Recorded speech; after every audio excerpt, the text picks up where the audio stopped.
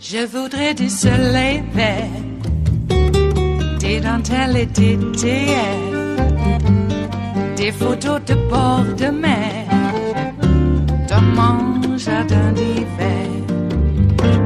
Je voudrais de la lumière, comme en Nouvelle-Angleterre.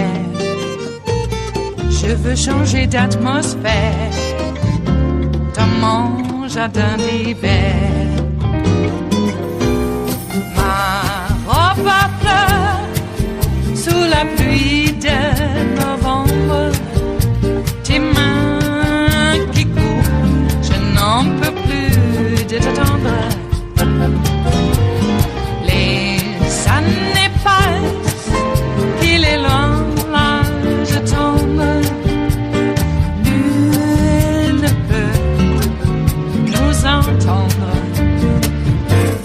Je voudrais du Fred Astaire, revoir un latte. I think you will probably be rewarded mightily by our press. Let's see if that happens. That'll be next. Well, that particularly memorable shout out to Russia regarding Hillary Clinton's emails is now raising the quintessential question at the heart of the Russia investigation. What did Donald Trump know? When did he know it? NBC News has learned that special counsel Robert Mueller is asking witnesses if Trump knew the Democratic Party emails were hacked before the public did, and whether he was involved in their strategic release by WikiLeaks. Is this the beginning of the case for collusion? Joining me now is NBC News legal analyst Paul Butler, criminal defense attorney Seema Iyer, and former Watergate prosecutor Nick Ackerman. Thank you all for being here. All right, so let's start with NBC News reporting about Trump's shout out to Russia about the missing emails. Witnesses have been asked, and this is in the Mueller investigation, whether Trump himself knew that Clinton's campaign chairman, John Podesta, whose emails were released several months later, had already been targeted. They were also asked if Trump was advised to make the statement about Clinton's emails from someone outside his campaign, and if the witnesses had reason to believe Trump tried to coordinate the release of the DNC emails to do the most damage to Clinton. Paul Butler, have we thus far seen any evidence that gives us an answer to whether Trump had advanced knowledge of what WikiLeaks had done when he made that famous shout out to Russia? Yes, we have. So it's been clear for a long time that Trump has tried to impede the investigation of Russian collusion. And the question has been why. And this week we learned the answer. It's because he's been trying to collude with the Russians. So now the question is, did he cross the line from kind of passively, gee, it'd be nice, Russians, if you help me win the election, to the illegal act of conspiring to defraud the United States? And when we look at the timeline, the answer is yes. Again, in April, George Papadopoulos learns that the Russians have dirt on Hillary, including an email. Then we get Don Jr., we get Roger Stone, Trump's boy, trying to have direct contacts with WikiLeaks. And then we get that bite that you show with Trump saying, Russians, if you got dirt on Hillary, please let us know. And then we get this very strategic release of dirt on Hillary the Russians have. The question is, again, what did Trump know? Sure looks like he was involved in coordinating it. And Seema, I'm going to get you, because in the past we've had this debate between the two of you about collusion. I want to play a little clip from June of 2016. This is June 24, 2016. Our very own Lester Holt in that now infamous, famous interview with Donald Trump, specifically talking about the question of the emails and the hacking of the Democratic Party. Take a listen. You also made the claim that her personal email server had been hacked. Her server was easily hacked by foreign governments. Suggesting that as you president... don't know that it hasn't been. Wait a minute, but suggesting that she would be compromised as president. What evidence do you have? Is there any evidence that it was hacked other than routine phishing attacks? I read that and I heard it, and somebody that also gave me that information. I will report back to you. I'll give it to you. He read that, he heard it. It is Monday, the 5th of March of 2018, and you are in West Coast Cookbook and Speakeasy. I am your chef de cuisine, Justice Putnam. Our daily special, of course, is River City Hash Mondays, in honor of, well, when Friday is that distant history, that memory of long, long ago, from a time far, far away. Well, you know, we're going to have to give you a cornucopia of abundance with very distinct flavors. But it's all going to be mashed up, okay? I mean, that's what Mondays are. I apologize. I tell you, you know, some of the finer places are closed today. That's right. But not West Coast Cookbook and Speakeasy. You are in the Bistro Cafe part of West Coast Cookbook and Speakeasy, and thank you for joining us.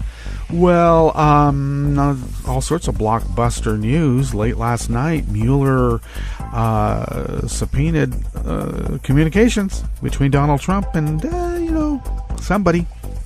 Yep. Who could that somebody be? Or who could those somebodies be? What was how did they put it before? Oh yes, inquiring minds would like to know. Yes, and this inquiring mind would also like to know, what the hell? I mean, I'm no big fan of Magic Underwear Romney, but I suppose if you're gonna really want the guy that you gave a national medal to be your Secretary of State, and I'm not talking about Trump, I'm talking about Vlad. Turns out, possible. Jane Mayer has a blockbuster story in the New Yorker that one of the little tidbits of information. See, they keep calling it the P-tape. It's not the P-tape. The P-tape is to make it salacious and to diminish its veracity. Okay? These lizard brains think so obviously. It just kills me. But regardless, another tidbit of information that Jane Mayer was apparently able to extract is that Christopher Steele noted, now of course there's only one citation of a Russian official talking about a discussion that went on with Vlad and other members of their strategy committee on how to take over the United States and the rest of the world. Or is it the rest of the world and then the United States? I don't know where we are in that pantheon. But regardless, we're there, and it is happening now. So, they didn't want Romney because Romney's a staunch anti-Russian, anti-Soviet Cold Warrior. I mean, why wouldn't he be? He's a blue blood. I mean, let's be real. I mean, if your dad's going to run a big motor company for a while and you've inherited, at least the ability to see whether the trees are the right size. I mean, it takes a certain kind of mind to be able to discern what that is. Special mind. Well, they didn't want Mitt. And they did want Rex. And they got Rex. And when you think about what the hell is going on in the State Department, okay, just saying, everybody thought it was going to be like Red Dawn. We'd be all like, hunkered down in the Rockies waiting for, the chance to get it back. And nope, instead they went right into our bureaucracy and wrote at us from, within. Okay. Oh, well, what will we have on the rest of the menu today? Because there's so much. There's so much out there. I mean, there is. So we're going to curate what we can. On the rest of the menu today, a tiny Canadian village of just 157 people. 157 people.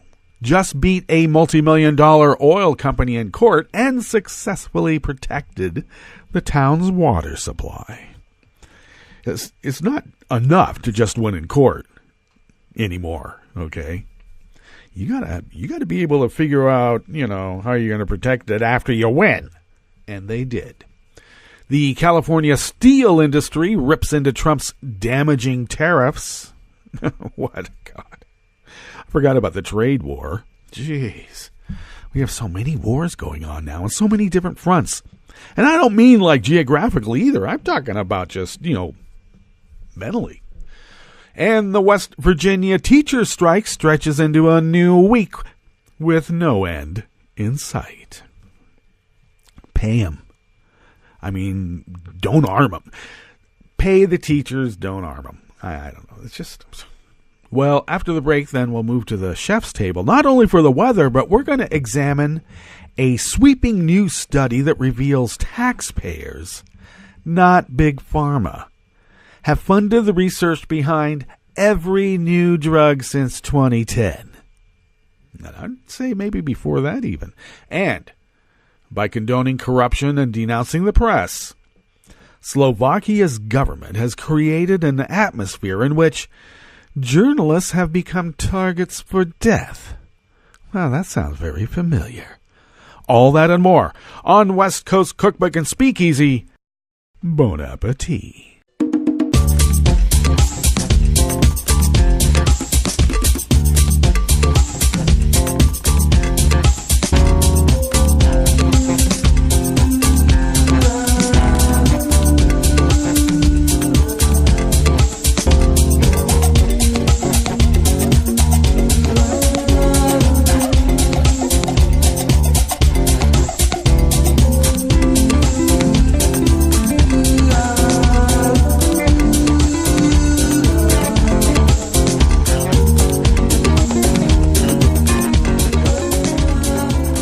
Go to the bottom of our homepage at netrootsradio.com. You'll notice to the rightish down there is our chat room link, and that is one way to contact us. Our rowing girl, Kelly Lincoln, does monitor that, as I say, rather diligently, and I say that because it's the truth. Now, not 24/7, because we are, after all, human beings here, but she'll get to you, all right? And if you have any concerns or questions or requests, that is one way. You can also follow us on at Netroots Radio. Tom monitors that and it takes care of that platform. I can be reached at Justice Putnam on Twitter, and follow me there. And also do check out show notes and links. I put up a diary about 10 minutes before showtime. And that's on Daily Kos, of course, and I'm on Daily Kos as Justice Putnam, because that's who I am. I didn't make it up, okay? It was given to me, and I got to live with it, and I have. Okay. Oh, and, of course, podcasts of West Coast Cookbook and Speakeasy, as well as my little music program that I put together. It's really just a playlist. But yeah, I call it a sonic poem, because I do, once again, put up a diary on Daily Kos with not just the playlist, but a few other tidbits that might be entertaining. And there's always a theme of each music show. Surprisingly, as we have daily specials here in this salon, on the music show, I have a theme, and that is supported by a poem. And some other things there. So check that out. And so podcasts of those shows can be had by way of Spreaker. And from there, West Coast Cookbook emanates out to TuneIn, iTunes, all sorts of places. But I hope iTunes. I keep saying I'm going to check. Why don't I? Because you know how busy it is? Well, yes, you do. And I appreciate you sitting down and taking a little bit of time to, mull a few things over while having a repast. And while you're enjoying that repast, music here at West Coast Cookbook and Speakeasy is provided by Frances Livings, and you can check her work out here in West Coast Cookbook and Speakeasy in the show notes provided that I told you at Daily Kos. And so do that. She performs all over the Southland, L.A. And I don't. Does she get down to San Diego? Maybe not. We got to get her up here into the Northwest. She hasn't been up here for a while. So, but check her out. She plays all over Southern California, and the band is tight. Okay, let's just be clear. All righty. Okay, let's jump into this first story here. Do you ever get the idea? I mean, can you imagine if Obama? I'm sorry, I'm still distraught about Russia meddling. Not that I like magic underwear mitt. Okay, I mean, let's be clear. But Rex Tillerson, I mean, I knew what that was all about. But can you imagine if Obama had installed a Secretary of State that anybody from Wakanda wanted? Oh, my God. We're way past Kenyan socialists now. We're right into the heartland of Wakanda. Okay. Speaking in the heartland of Wakanda, thank you, Canada. Thank you. Thank you for standing up to somebody. Of course, they don't speak English. Because, it's Canada. Tiny Canadian town. Yep, just with a population of 157. Okay. The little engine that could. In 2011, the Canadian province of Quebec granted Montreal-based utility giant Gastem a drilling permit to explore the eastern part of the territory for oil and gas. The company settled on a spot of land in the tiny village of Ristigouche Sud-Est. Population 157. Okay. They're on the East Coast. That's what that is. The town quickly grew concerned over their water supply and how Gastem's nearby drilling operations might negatively impact it. Why would they think such a thing? Because they know what it's like to live near a drilling site. It's not fun. Usually. As a result, the town passed a new ordinance introducing a 2-kilometer no-drill buffer zone around their water supply, effectively halting Gastem's drilling efforts, and that is a sin. And now they're going to have to pay a penance. So the company decided, well, we're not going to just stand for some local town telling us what to do, and so they sued the town for 1.5 million Canadian, which translates into 1.2 million US. And the company was argued that they were not consulted when the local board bypassed the law prohibiting the drilling. You must ask us first if we will allow it. And the town said, we have even more than a fiduciary responsibility to our constituents and residents that live here, because we are the people that live here. And you're talking about our water supply. Okay, pal? Well, they didn't say it like that. They did it in a particularly specific accented French, by the way. So for a town with fewer than 200 residents, a 1.5 million Canadian dollar lawsuit would effectively bankrupt the entire community, even when Gastem's claim was reduced to, $984,000. I guess that's Canadian also. The damages would have been 3 times the size of the town's annual budget. And on Wednesday, a provincial judge sided with Ristigouche Sud-Est. Reason and law prevailed today, said Mayor Francois Boulet in a statement. We are relieved that our right to protect our drinking water is finally recognized, and well, it should. In addition to throwing out Gastem's claim, Judge Nicole Tremblay made the company pay half of the town's legal fees and an additional $10,000 to cover other expenses related to the suit. I say make them pay it all their legal fees. Come on. Not half. During the case, the town was forced to crowdsource their legal expenses, raising more than $342,000 from local residents, supporters, and environmental groups. They could have put that right back into their coffers and made more protected wells from scofflaws trying to poison it. Okay, local communities around the world have been forced to defend their water supplies from oil and gas companies for years, and they're going to find a way to keep you from doing that by law. Just you see.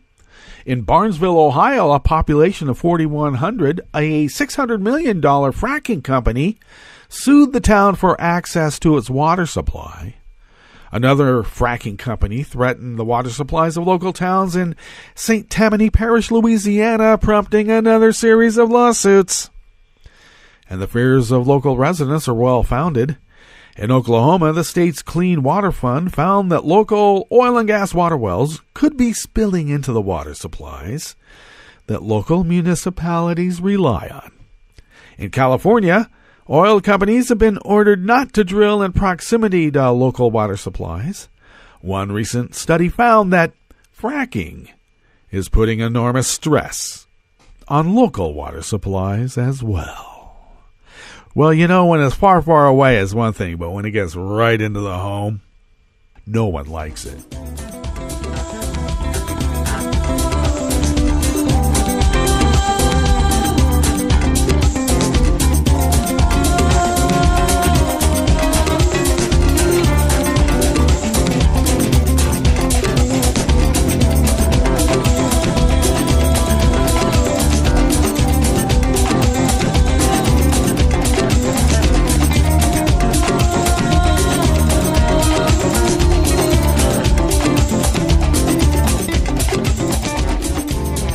I will blame it on Mondays, but that last article on Ristugosh Sud-Est standing up to Gastem was Out of Think Progress by Adam Peck.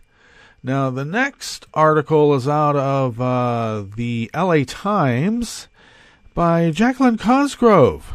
Well, and she writes that California steel manufacturers are concerned that tariffs proposed by...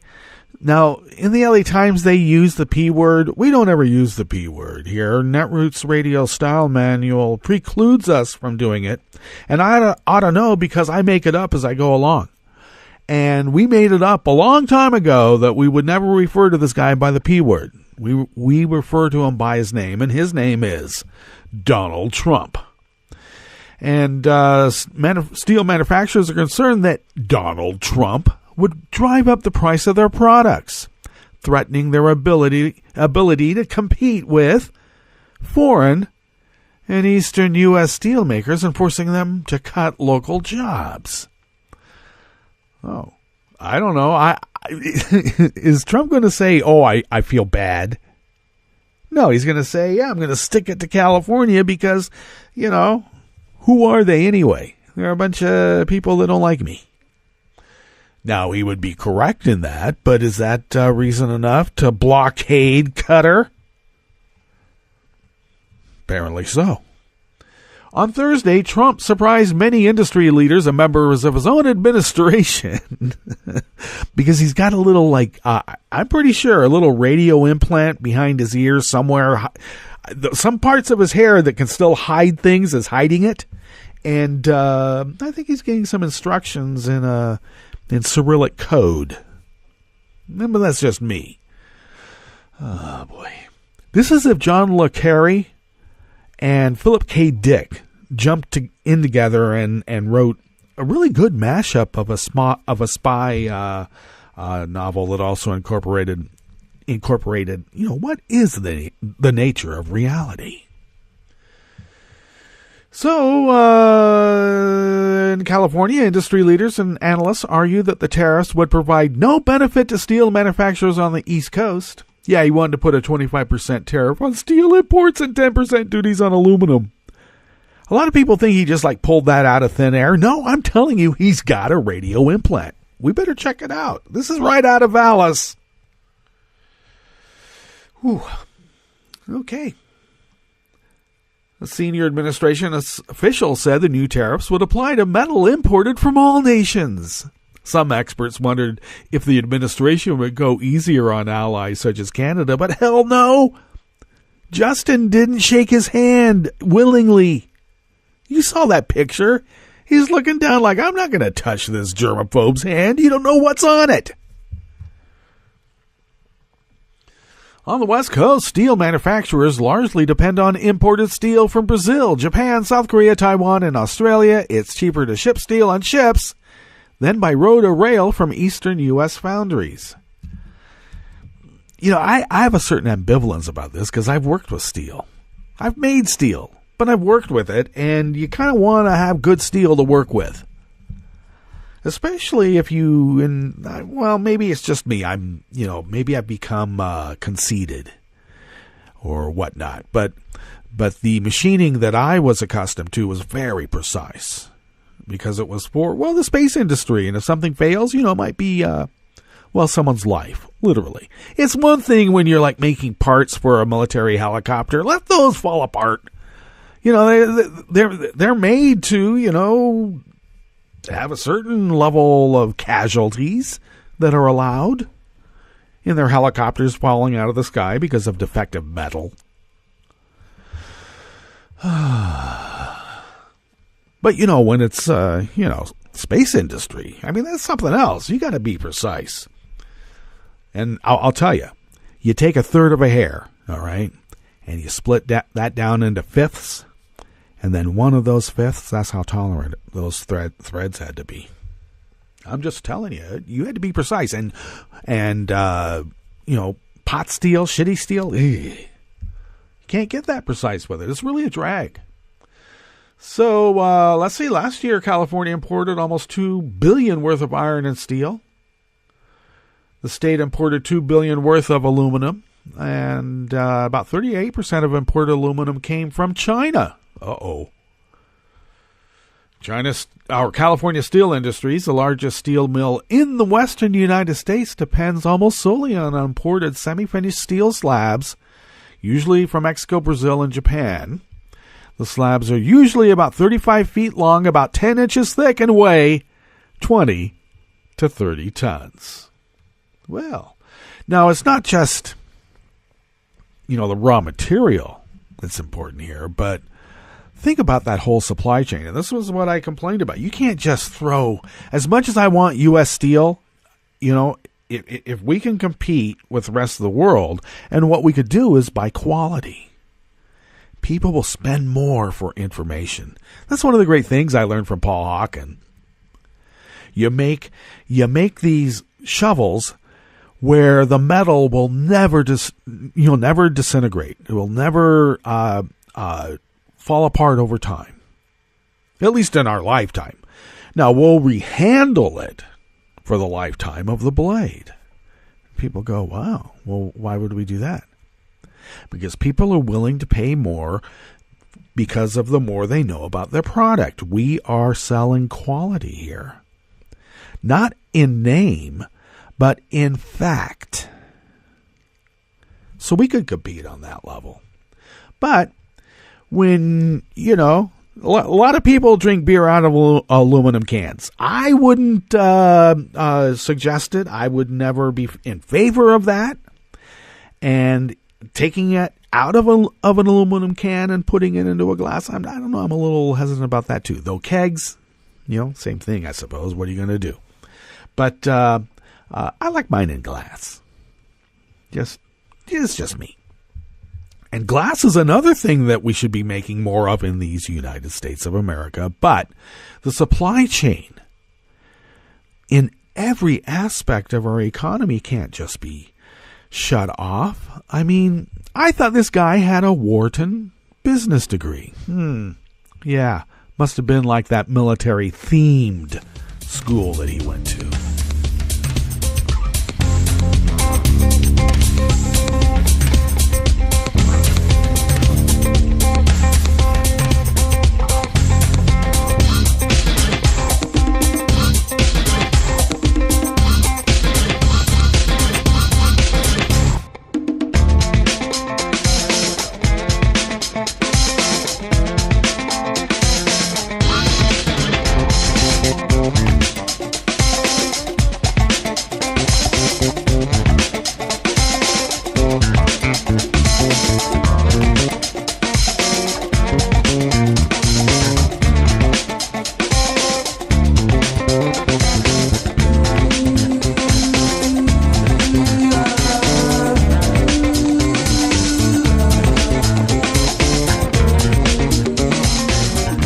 Finishing up here in Bistro Cafe, part of West Coast Cookbook and Speakeasy, River City Hash Mondays, is an article also out of Think Progress by Casey Quinlan.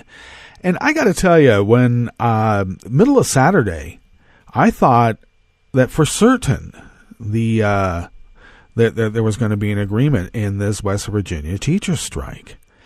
and went out to do some chores and came back and they had not come to an agreement. I thought, oh, good. But no, it's going to continue today. The teachers' unions and school service personnel announced after lawmakers failed to improve their salaries and health insurance on Saturday. A joint statement from the West Virginia Education Association, the American Federation of Teachers West Virginia, and the West Virginia School Service Personnel read, their joint statement reads, all public schools will be closed again on Monday and remain closed until the Senate honors the agreement that was made. Okay. So, last week, teachers union leaders reached a deal with Governor Jim Justice, no relation, on that agreed to 5% increase in salary and a task force to consider solutions to improving their health insurance. Many teachers said they wanted an immediate change to the health insurance because premium increases were so high that teachers had to take on second jobs. But teachers were unhappy with the deal, which was reached on Tuesday, and continued to strike. The work stoppage is called a wildcat strike, or a strike by the rank-and-file union members that does not have the approval of union leaders. And this kind of action is not unusual for West Virginia, which has a history of heated labor fights, just like this one. Okay, well, the strike, which was on its 7th day on Friday, may top a statewide teacher strike in 1990, which lasted 11 days. Now, of course, that was only through several counties, not every single school in every part of West Virginia. So there's that. Okay, so why don't we now get to our break, and we'll come back and check out the weather, both local and worldwide, and finish up at the chef's table. You are listening to West Coast Cookbook and Speakeasy, and we will be right back. You are listening to netrootsradio.com. Please hang up and try again.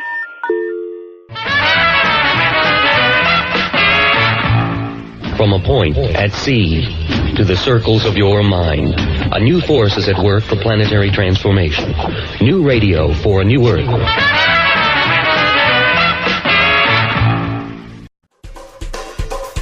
This is Scientific American's 60-Second Science. I'm Karen Hopkin. Lichens are really cool, successful organisms that are composed of at least two symbiotic partners.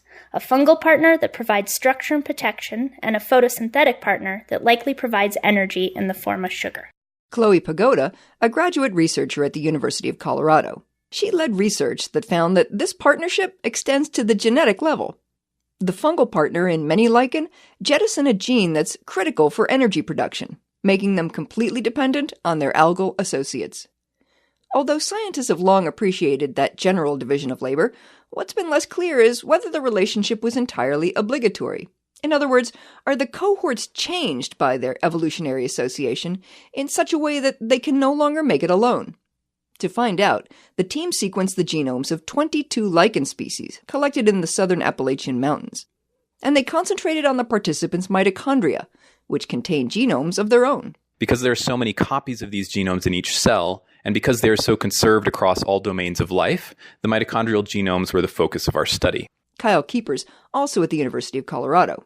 What the researchers found is that a key mitochondrial gene was missing from the fungal partner in 10 of the lichen species they examined. These species hailed from 3 different evolutionary lineages. This is a really cool result because it demonstrates that this lichen relationship is obligate, and that the same strategy for genome streamlining was employed 3 different times over evolution. The findings appear in the journal Molecular Ecology. Genome streamlining makes sense because it reduces redundancy on a molecular level. Think of it like 2 partners moving in together, and they each have their own printer. Who needs 2 printers? Aaron Tripp, the study's principal investigator, is the curator of botany at the university's Museum of Natural History. Letting the algae provide the cellular energy likely makes the fungal partner more efficient, perhaps allowing it to focus on building a stable structure and reproducing. Tripp wonders whether some of the bacteria living in our guts might have developed similar molecular codependencies. What this data analysis pipeline moreover creates is motivation to look for similar forms of gene loss in other types of symbioses, such as that between humans and their gut microbiomes. It may very well be that some bacteria are completely dependent on their human hosts and thus co-evolving with us, whereas others can come and go. Thanks for the minute. For Scientific American's 60-Second Science, I'm Karen Hopkin. Welcome to 60 Second Civics, the daily podcast of the Center for Civic Education. I'm Mark Gage. During the 19th and 20th centuries, the American ideal of self-government spread around the world. People from many countries read and studied the ideas in the Declaration of Independence and in the U.S. Constitution and Bill of Rights. These documents influenced other countries to adopt similar ideas about government. The American Revolution gave hope to many people in Europe and Latin America who wanted to promote democratic change in their own countries. The French Constitution of 1791 included many ideas from the United States. The Declaration of Independence and the U.S. Constitution and Bill of Rights also inspired Latin American leaders. In 1989, when students in China demonstrated for more freedoms from their government, they carried copies of the Declaration of Independence. That's all for today's podcast. 60 Second Civics, where civic education only takes a minute.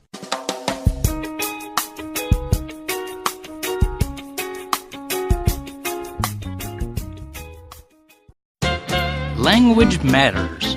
For example, the words that corporate and government officials use to report on the health of America's economy can either make clear to us commoners what's going on or hide and even lie about the reality we face. Consider the most common measurement used by officials and the media to tell us whether our economy is zooming or sputtering. Wall Street's index of stock prices. The media literally spews out the Dow Jones average of stock prices every hour, as though everyone is waiting breathlessly for that update. But wait, nearly all stock is owned by the richest 10% of Americans, so the Dow Jones average says nothing about the economic condition of the 90% majority of Americans.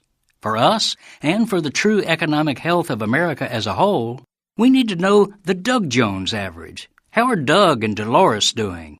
Well, as we've seen, stock prices keep rising to new highs, while wages and living standards of the middle class and poor majority have been held down by the same corporate and political leaders telling us to keep our eye on the Dow. To disguise this decline, they play another dirty language trick on us when they issue the monthly unemployment report. Currently, with the unemployment rate down to 4%, they tell us America's job market is booming. But wait again. That only reflects the number of jobs, not the dollar value of those jobs in terms of wages and benefits. Having lots of people doing poorly paid work is hardly a healthy job market. Notice that they don't measure the stock market by the number of stocks out there, but by their value. And they should measure our job market the same way in order to give an honest picture of how Doug and Dolores are doing. This is Jim Hightower saying, of course, they'd only do that if they gave a damn about all of us Dougs and Doloreses. And that speaks volumes about their bias for stock-owning elites. Need an antidote to the progressive blues? Want some good news about how grassroots folks are rebelling against the corporate powers and winning? Well, here's an easy-to-swallow pill for you, the Hightower Lowdown. Hightower's monthly newsletter will give you the lowdown, even as it lifts you up. It's 4 pages a month, jam-packed with facts you can use, actions you can take, and Jim's own Texas humor, all for only $15 a year. To become a lowdowner, go to hightowerlowdown.org.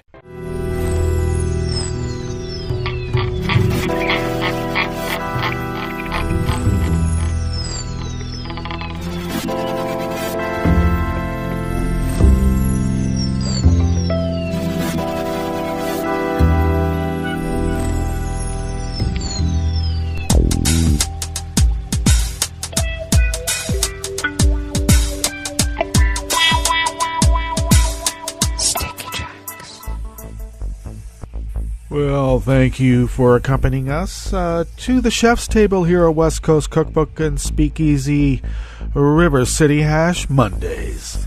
And we will begin with our palate cleanser, which is always weather from around the world, and we always begin along the banks of the Rogue River in the Rogue River Valley of Southern Oregon on the west coast of the continental United States of America, where it is currently 31 degrees Fahrenheit here where the mothership of Netroots Radio is located, of all places. The local digital radio weather station that is linked up to the Weather Underground seems to be out, and I'm getting more of what has been the trends. So these are more forecasts, but I do have my own personal weather station here, as I said, at the mothership. It's just not the kind that I can upload to the Weather Underground, unfortunately. But regardless, it is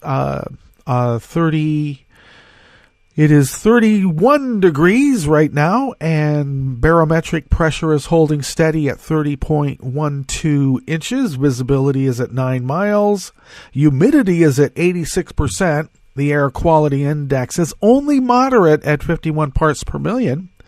So if you have a loved one with breathing problems, as I do, since my elderly mother has, keep them inside with filtered air. That would be a good thing.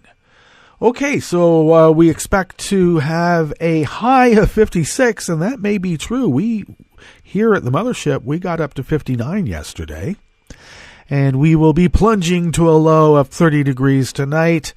Small chance of rain tonight, but mostly sunny today. And tomorrow will be partly cloudy with a high of 63, they're forecasting. And winds will be light and variable. I don't have a wind speed now because of the local weather station being on the kaputs. But they will be light and variable tomorrow. And then we have some more rain coming through. And we had a little bit of snow and freezing over the weekend, which was quite lovely. I liked it. All right, so weather from around the world is brought to you by people's personal weather stations that they purchased, and they planted these personal weather stations somewhere on their property, and these people live around the world. London is 50 degrees and mostly cloudy. Paris is 54 and partly cloudy. Rome is 50 degrees and mostly cloudy. Kiev is 27 and fair. Kabul is 43 and clear. Hong Kong is 69 degrees and partly cloudy. Tokyo is 50 and cloudy. Sydney, Australia is 65 degrees with clouds and wind. San Francisco, California is 42 and sunny. And New York, New York is 40 degrees Fahrenheit and cloudy. And that is weather from around the world, brought to you by people's personal weather stations that they purchased. These people planted these personal weather stations somewhere on their property. And these people live around the world.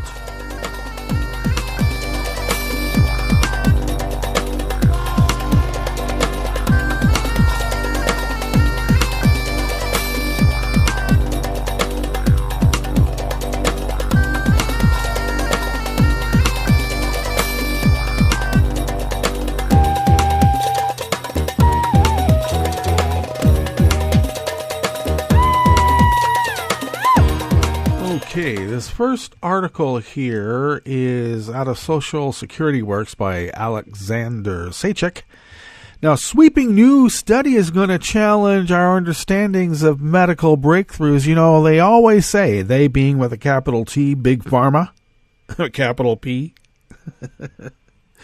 They always say that the reason their medicines, their drugs, their compounds are so terribly expensive is because they have to recoup all of that R&D, all that research and development.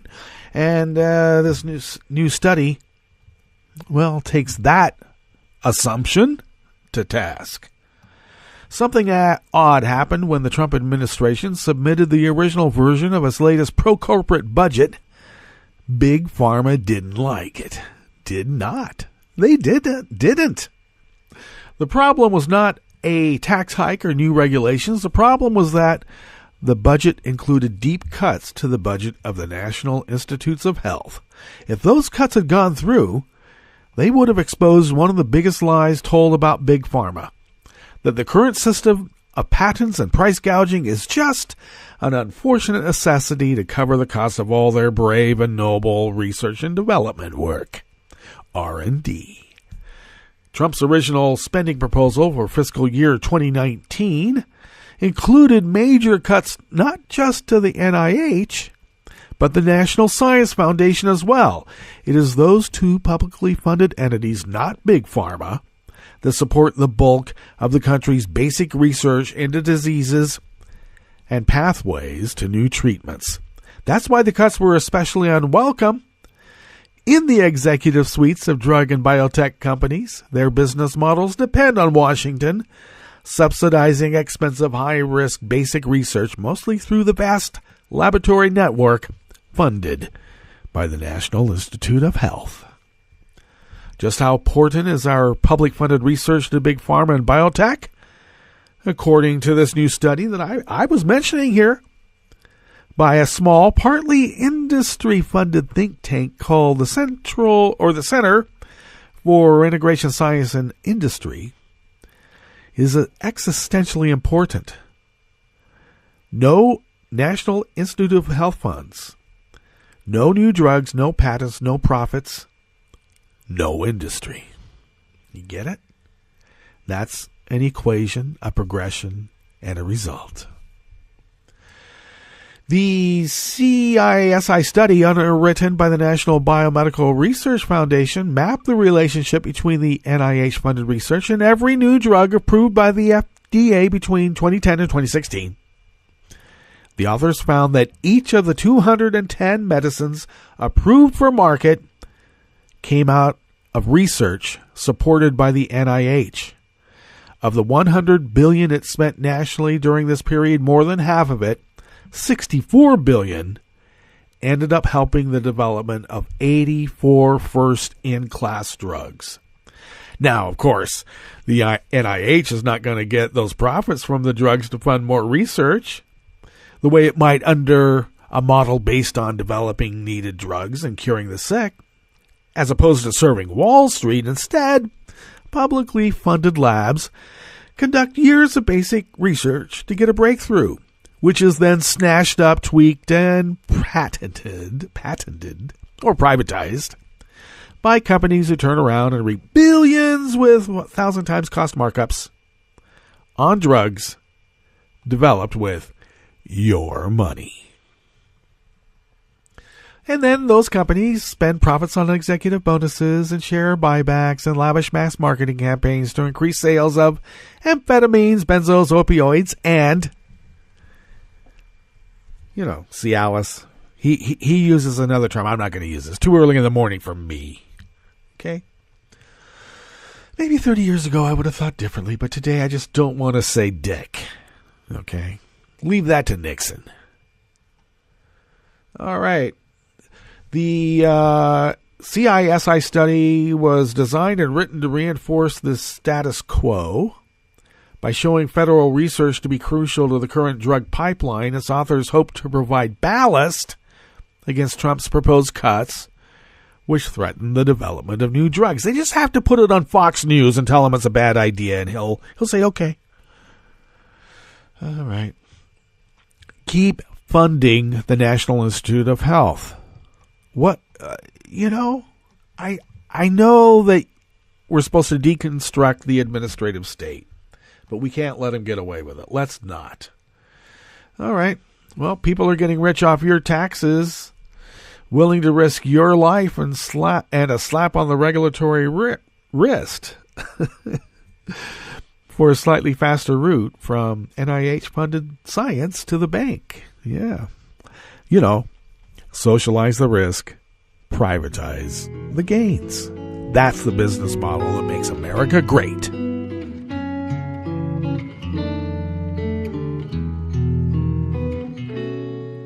Je te donne ce mon amour pour la vie entière.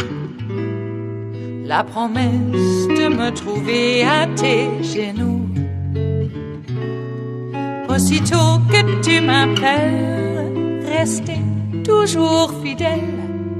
C'est tout, c'est tout. Je te donne tous mes printemps, mes étés de mer. Mes automnes, quand les feuilles tombent partout. Si ce n'est pas une bonne affaire, je te donne tous mes hivers. Okay, finishing up here at the chef's table at West Coast Cookbook and Speakeasy River City Hash Mondays is an article out of Foreign Policy magazine. Dariush Kalin writes, "Does Slovakia have blood on their hands?" And I might add that do we have blood on our hands as well? And we may. We have a history of it, especially when it comes to killing journalists. Well, it was only 4 months ago that Slovakia's Prime Minister, Robert Fico, proudly called his country one of the most democratic and free in the world. He made this statement while the world was mourning Daphne Caruana Galizia, a leading investigative reporter in Malta, who was killed by a car bomb on October 16th. In Slovakia, journalists aren't blown up, Fico told a local news channel last November. Now, Slovakia is mourning its own journalist, the 27-year-old Jan Kuciak. Kuciak and his fiancée, Martina Kusnorova, were murdered in their home in the village of Velka Maka, their bodies found on Sunday. A police commander confirmed that the killings are most likely related to the journalist's investigative work. Kuciak's last unfinished story, which on Wednesday was published by most of Slovakia's print and internet outlets and is available in English, focused on tax fraud and links between the Italian mafia operating in eastern Slovakia's agricultural sector and Fico's close allies. His chief advisor and former model, Maria Troskova, and his National Security Council Secretary, William Yasin, who in the past served as a member of parliament for Fico's party. Now, contrary to Fico's claim, Slovakia is not an island of freedom, and it never has been. This mountainous country of 5.5 million inhabitants does not make headlines as often as its troublemaking neighbors like Hungary and Poland, whose Eurosceptic illiberal terms have set off alarms across Europe. Slovakia is one of the few post-communist Eurozone members and has not attracted international public attention because the government did not undermine the independence of the judiciary or the media in as spectacular a way as the Hungarians or Poles. And that was a political scientist, Jaraj Muriaziak, at the Slovak Academy of Sciences in Bratislava. But when one looks underneath the surface, and Kuciak is one of the few who has had the courage to do so, one finds a state controlled by a small group of well-placed, wealthy insiders. Slovakia has long been on the spotlight of anti-corruption watchdogs.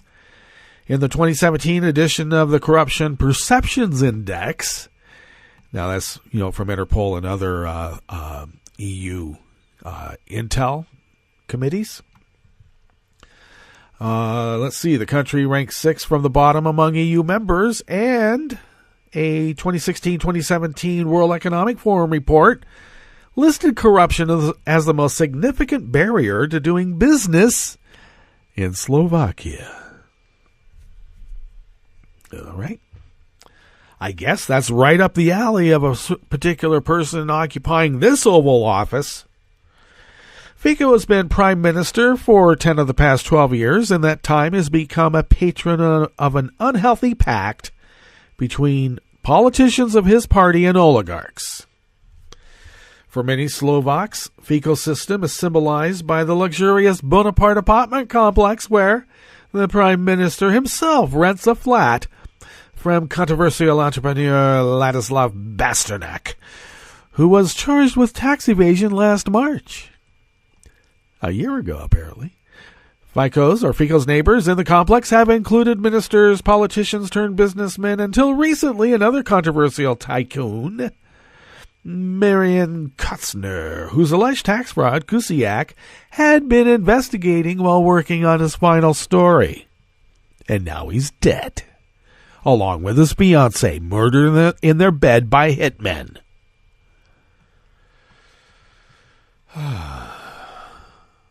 FICO's administration has been characterized by murky relationships between government agencies, energy, and construction firms, among others, that depend on government contracts.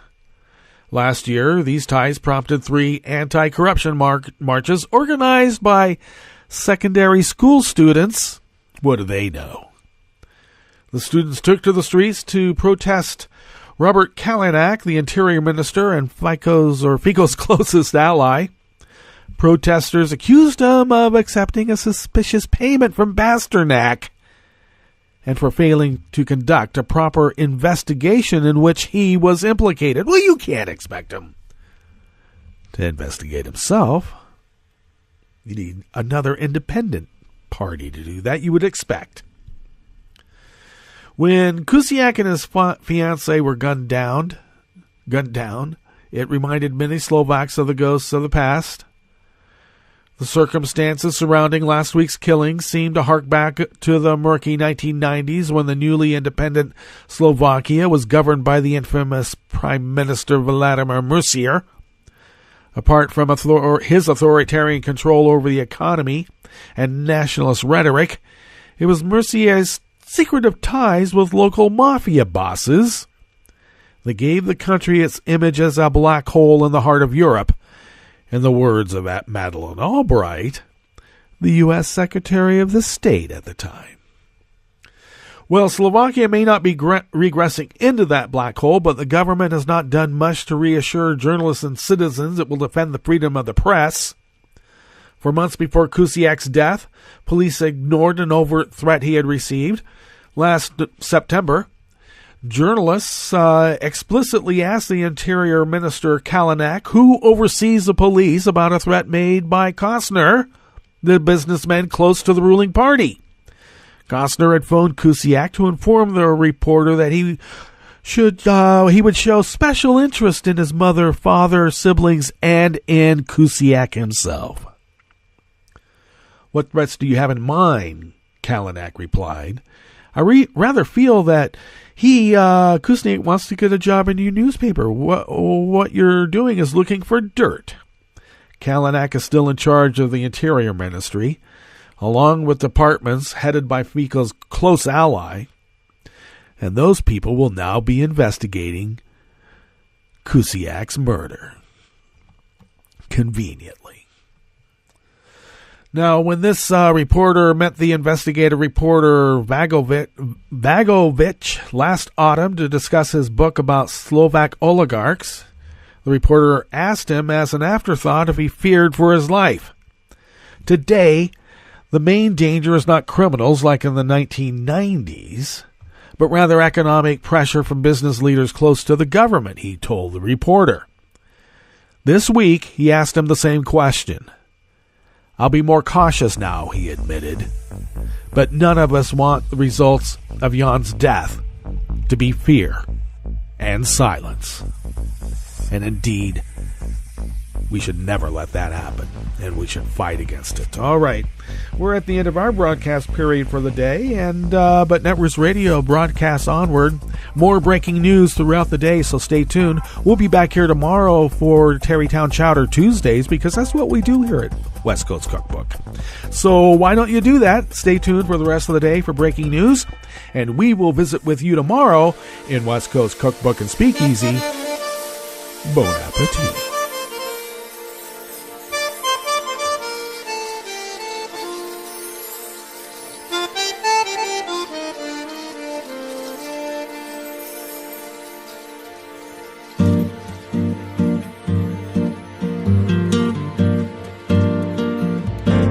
Je voudrais du soleil vert, des dentelles et des théâtres, des photos de bord de mer, dans mon jardin d'hiver.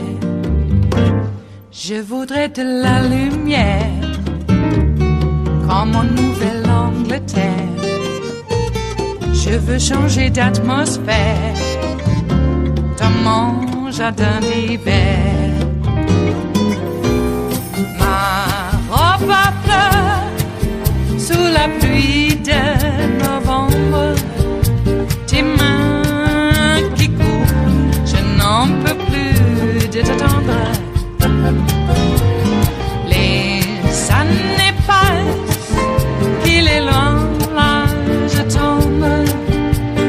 Nul ne peut nous entendre. Je voudrais du Fred Astaire, revoir un latte Goël. Je voudrais toujours te plaire dans mon jardin d'hiver. Je veux déjeuner par terre comme au long de golfe clair, t'embrasser les yeux ouverts dans mon jardin d'hiver.